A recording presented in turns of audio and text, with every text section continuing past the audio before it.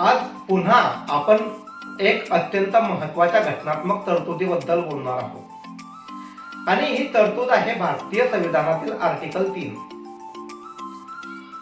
तर भारतीय संविधानातील आर्टिकल 3 हे अत्यंत आणि खूप महत्त्वाचं एक आर्टिकल म्हणून गणलं जातं, कारण या कलमामुळे भारतात नवीन राज्य तयार झाली,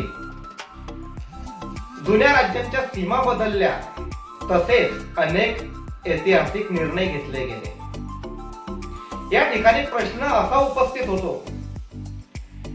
की राज्याची निर्मिती करण्याचा जो अधिकार आहे तो केंद्र सरकारकडेच का आहे, किंवा दुसरा प्रश्न उपस्थित होतो तो राज्यांची संमती आवश्यक असते का, आणि तिसरा आणि अत्यंत महत्त्वाचा प्रश्न की घटना समितीची यामागची भूमिका नेमकी काय होती. तर हे सगळं आपण अत्यंत सोप्या भाषेत समजून घेणार आहोत. भारतीय संविधानाचे आर्टिकल 3 काय सांगते? संसद हे कायद्याद्वारे नवीन राज्य तयार करू शकते. विद्यमान राज्यांचे जे क्षेत्र आहे ते कमी किंवा जास्त करू शकते. राज्यांचे नाव बदलू शकते, राज्यांच्या सीमा बदलू शकते, 2 राज्य विलीन करू शकते, तसे 2 राज्य वेगळी करू शकते, किंवा एक राज्य वेगळं करू शकते. म्हणजे भारताच्या अंतर्गत नकाशात बदल करण्याची पूर्ण ताकद ही संसदेकडे आहे. घटना समिती समोर एक महत्त्वाचा प्रश्न या ठिकाणी असा होता की हा देश, या देशातले अनेक प्रांत, संस्थाने, भाषा, जाती, धर्म अशा विविधतेने भरलेला आहे.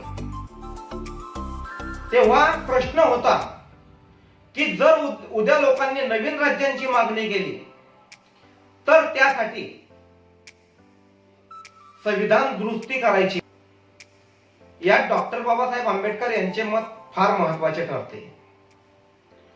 ते सांगतात की भारत हा एक संघराज्य आहे, पण तो तुटक संघराज्य नसून तो एक मजबूत संघराज्य असावा, आणि यासाठी राज्यांच्या निर्मितीचा अधिकार हा घटना समितीने केंद्राकडे दिला.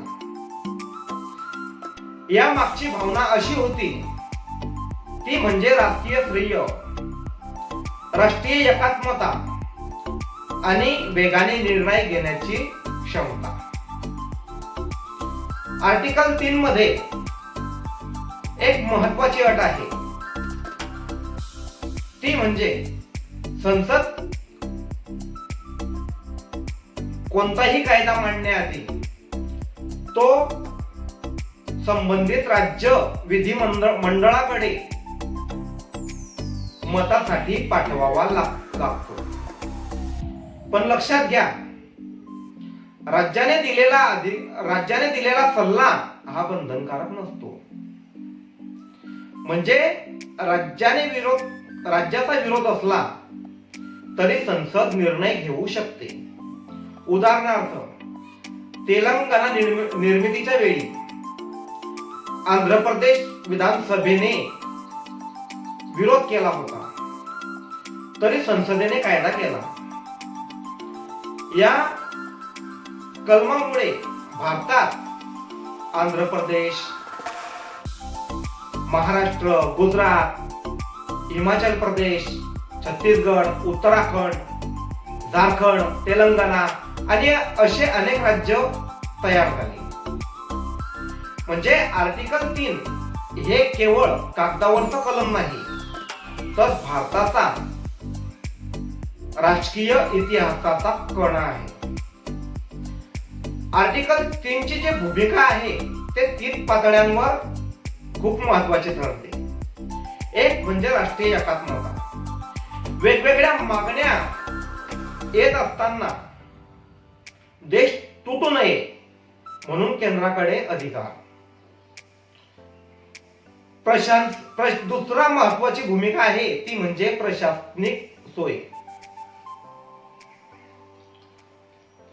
म्हणजे मोठी राज्ये लहान करून प्रशासन प्रभावी करता येते. आणि तिसरी आणि महत्वाची भूमिका म्हणजे लोकभावना लक्षात घेणे. भाषा, संस्कृती, विकास या मुद्द्यांवर राज्य निर्मिती शक्य होते. आज आर्टिकल 3 नसतं तर तेलंगणा शक्य नव्हता, छत्तीसगड शक्य नव्हतं, उत्तराखंड शक्य नव्हतं आणि झारखंड ही शक्य नव्हतं. म्हणजे लोकशाही मार्गाने राज्य निर्मितीची प्रक्रिया या एका कलमामुळे शक्य झाली. हे कलम भारताला लवचिक पण मजबूत संघराज्य बनवतं. काही लोक म्हणतात की राज्यांची संमती ही बंधनकारक नसणं हे संघराज्य तत्वाला धक्का आहे. पण मित्रांनो, याची दुसरी बाजू अशी आहे की जर प्रत्येक वेळी राज्याचा विरोध मान्य केला तर नवीन राज्य कधीच तयार होणार नाही. आणि म्हणून घटना समितीने संतुलन साधलं. तर या ठिकाणी निष्कर्ष असा निघतो की भारताचं संविधानातील आर्टिकल 3 हे भारतीय राजकीय रचनेचं एक शक्तिशाली आणि लवचिक साधन आहे. हे कलम लोकभावना, प्रशासन आणि राष्ट्रीय एकात्मता या तिन्हीमध्ये समतोल राखतं.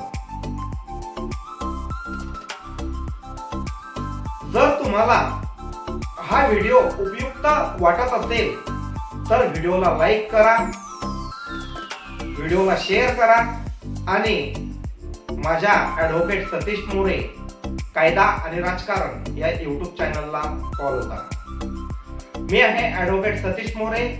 पुन्हा भेटूया नवीन व्हिडिओमध्ये. धन्यवाद.